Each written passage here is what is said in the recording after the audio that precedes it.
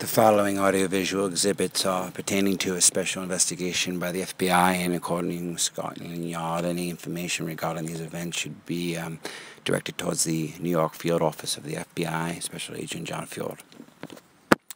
Yes, this is Neil Van Alten on Scottsdale reporting for the BBC. It turns out that early preliminary reports have 18 recently graduated students from Chomsky University found at the site of a graduation party the morning after apparently the revelry began.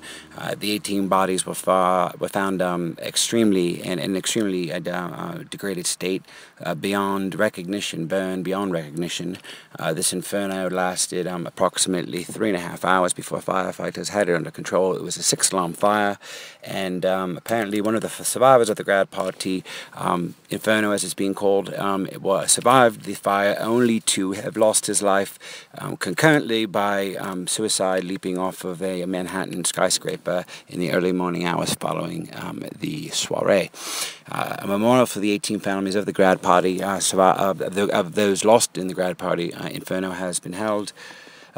Tonight, NBC premiered the first episode of the series, Grad Party, which is an edited version of the 9 hours of footage which was acquired during the party. And recent web trends have released the statistics that today on Google, Grad Party was the top Google search in all worldwide searches.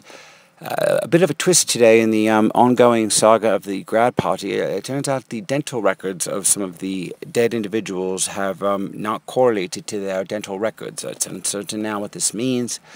A breaking development in the ongoing grad party situation. It turns out the dental records were tampered with. This was the admission of a doctor that was recently charged on an unrelated drug charge. The grad party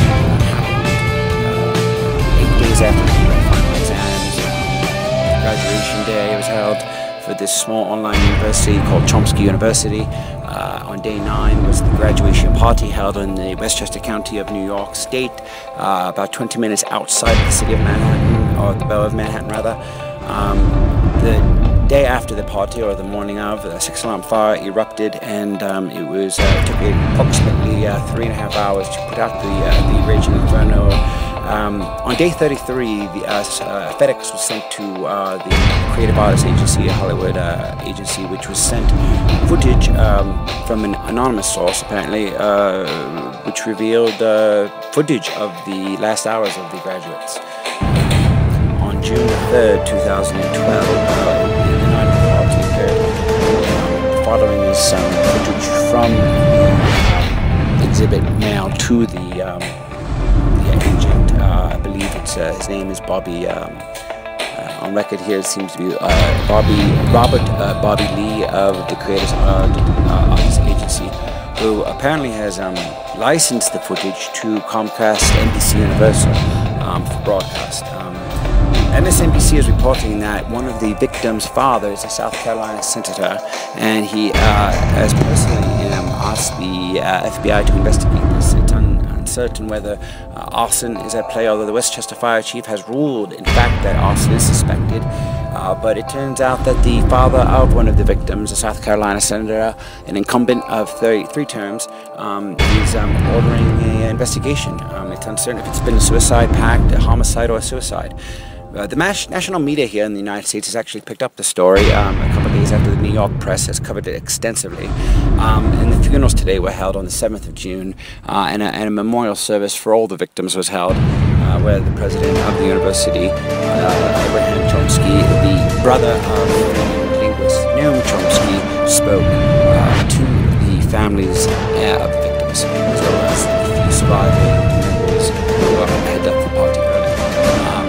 July 13, 2012, apparently the FBI commenced an investigation regarding the events surrounding the inferno, have focused their efforts on locating the host who had rented the party.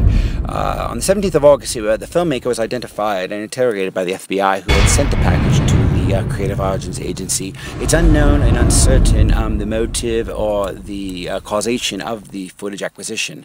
20 29th of July, apparently there was an auction held by Creative Arts Agency for the video rights, the licensing for the national syndication and for the distribution of the admittedly macabre footage of their last hours alive of these young graduates who died only a few hours after the footage was filmed.